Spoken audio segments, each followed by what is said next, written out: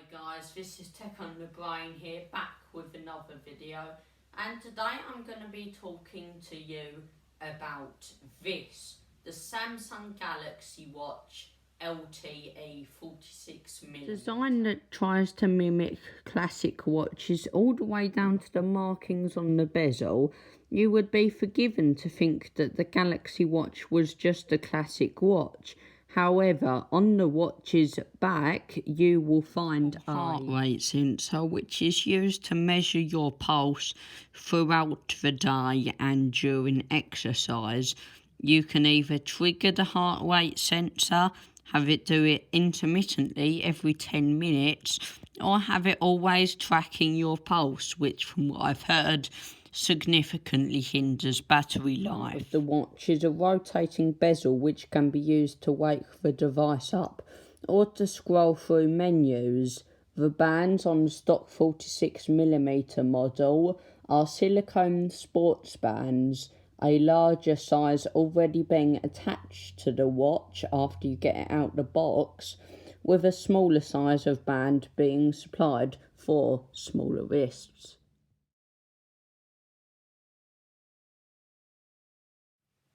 I'm going to try to keep my cool whilst I talk about the LTE capabilities of the Galaxy Watch. 1. The LTE version costs £59 extra. £59 extra. That's a lot of money extra. I don't know why I paid it. I did pay it, but that's besides the point. And the thing is, then they want to take more money out of the LTE capabilities, which is why you need to get a data plan for the watch. Now, that's fine, that makes sense that you have to do that. You have to do that with a phone if you want LTE on it, so why not want to do it on a watch? I'd say just link it to your existing data plan, but alright, whatever, you know. And the data plans for this ain't actually too much. I think I've heard they're about £7 a month, or about maybe $10 a month. Why am I saying $10 a month? Because you can only get a separate data plan for this thing in America. I'm not in America. So I went to my service provider, EE, and they basically told me they don't have a data plan for the Galaxy Watch. They gave me a quote for a data plan for the Galaxy Watch, but they told me they only had one on for the Apple Watch. And they did, although they did have a plan where if you bought the if you bought the LTE version of the watch directly from them, you got unlimited data for £20 a month. But I've already bought the watch. If you can see my dog right now, that's because he's just walked out of the room. Probably doesn't want to hear me ranting about LTE. But anyway, so I bought the LTE version, not from EE, and you know what they advised me to do? Return this one and buy the LTE version from them. No, I'm not doing that. I ain't doing that at all.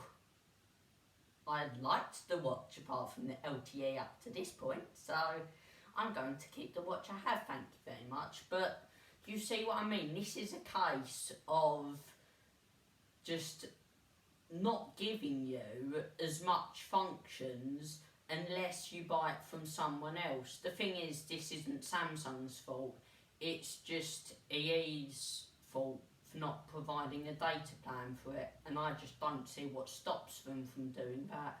But that's the rant section video over. That's the rant section of the video over. Let's get into the great things about this watch, shall we?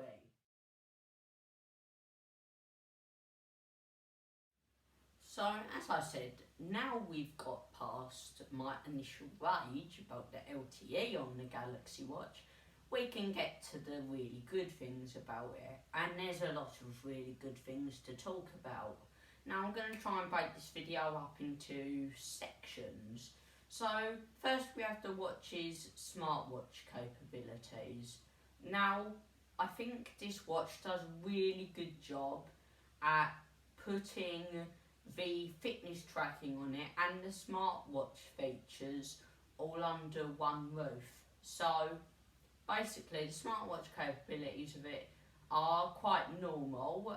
You've got calling, texting, notifications from your phone, timers, alarms, downloadable apps, lots of stuff like that. But one thing I really like about this watch is you can download watches. No, it is a watch.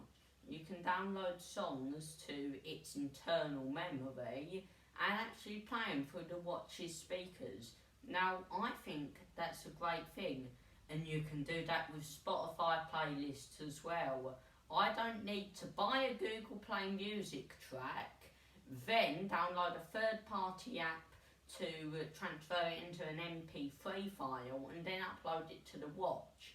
That's what I would have had to do originally, but with a Spotify Premium membership, you can download Spotify on your watch, switch it to standalone in the Spotify app settings, and download playlists to it to listen to when you're not connected to your phone. That is brilliant in my eyes.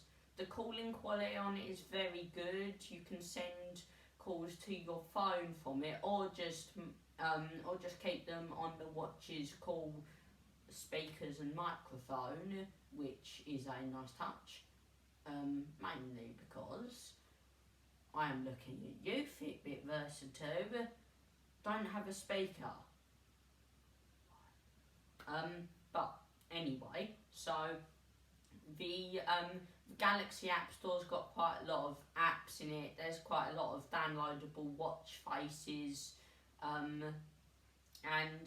it also does a very good job with water resistance. It's water resistant up to 5 atmospheres, if I'm right. And what's also great is you have this water lock mode that you can turn on that actually stops the water from interfering with the touch screen. That is brilliant, and you get out of it just by holding the home button, at which it will play some tones to eject water from the speakers. Smartwatch makers around the world, take that advice. And there's another setting called eject water, where it just keeps playing the tones till you want it to stop. That is brilliant.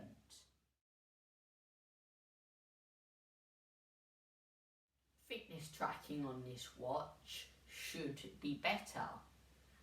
And that's not saying it can't be better. And that's not also saying that it isn't good, because it is very good, but it should be better. Recently, there was a software update which added an exercise called Running Coach, which had a helpful, if slightly judgmental coach telling you when you was at the right speed and how long you should be running for. That was a great update. So implement that for the other workouts, please. Ever since I got this Galaxy Watch, I've been actually doing a lot of exercises with it. And I enjoy the way it does that and then syncs them back to the Samsung Health app. That's really cool.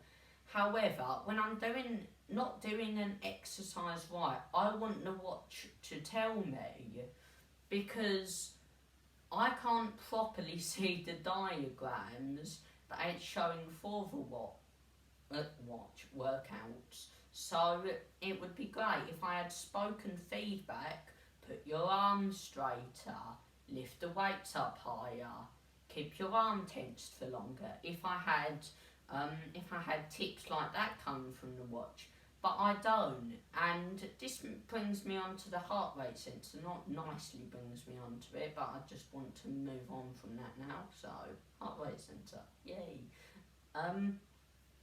The heart rate sensor on this watch is optical. It's an optical heart rate sensor. The Galaxy Watch Active 2 has a better heart rate sensor, but that's more expensive. I got the LTE 46mm version for £330 at that time on sale. The Active 2 LTE, biggest size they had for it, which I think is a 44mm, was £419. There's quite a big difference. So, and I think this watch honestly looks so much better than the Active 2. But the heart rate sensor on this more just gives you a roundabout reading to say my heart rate's kind of near that. But personally, I think the actual exercises, say you're doing arm curls, it tells you, it counts your arm curls for you and then syncs them back to the Samsung Health app. That's what I wanted. I didn't necessarily want to know the heart rate stuff too much. Which brings me on to another use for the heart rate sensor, stress tracking. Right now, according to this watch, I am not at all stressed. Very true. I'm making a video, I'm in my zone right now. But the problem is with this, is one time I had just got out of bed and according to the watch, I was very, very stressed. And I was not very, very stressed. So, either it's not good at determining what stress is, or the heart rate sensor is really bad. I think more towards it's not any good at determining what stress is, because although I don't think the heart rate sensor in this is the best, I think it's still quite good and decently accurate.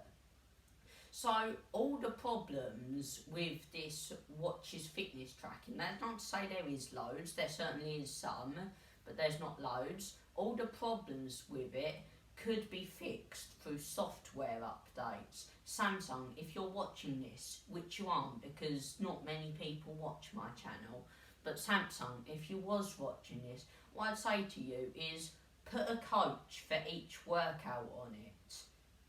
That's all I really have to say for software updates, apart from letting know what stress actually is. I would say put a better optical heart rate sensor on it, but they've already done that in the Active 2. If you want a better heart rate sensor and more fitness tracking features, I'd steer you more towards the Active 2. If you want a more stylish watch and more actual smartwatch features, buy the Galaxy Watch. I'm sure the deciding factor of whether or not to buy this watch to many people would be how practical it is in day-to-day life, which is why this section is called day-to-day usage. Now, the day-to-day usage on this really justifies the price as I'm concerned. Bixby in the watch has got a lot better from when I first got the watch, which is thanks to an update that Samsung put out that basically brings Bixby on the Galaxy Watch up to the same level as Bixby on phones. Additionally, if you download the Samsung SmartThings app, you can use Bixby on this to control Samsung SmartThings Zigbee devices.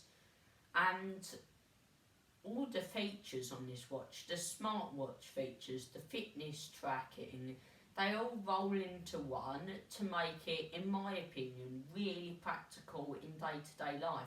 I don't use this for sleep tracking, but it would last through the night just fine if you did. I charge it every night and it lasts me all day, which is very practical. Getting notifications on my wrist is great because I might not be on my Xbox, but because I have Xbox app notifications come through on this, I can see if one of my friends wants to talk or something like that. Or I can say I'm playing a game and I don't want to look at the achievement I've just got. I can go back later and find the achievement on my watch's notifications, also on Xbox, may I add. And then the fitness tracking has, well, it's just nice to do some fitness and have it recorded, to be honest. And then the music, although I would suggest pairing Bluetooth headphones to the watch, the actual speaker isn't terrible for a watch, I wouldn't say. And overall, I just think there's a lot of practicality to having this watch in your day-to-day life. So, if you wanted a final score for this watch, I'd give it a 9 out of 10, and here's why. Nothing's perfect. And 2, Samsung just need to improve their software a little bit to make this watch great. Well, it already is great, sorry, amazing. And for the actual hardware inside the watch, it's a 10 out of 10. The 9 out of 10 is actually for the software in the watch. So, as always, I hope you've enjoyed this video, and this is Tech on the Brain, out.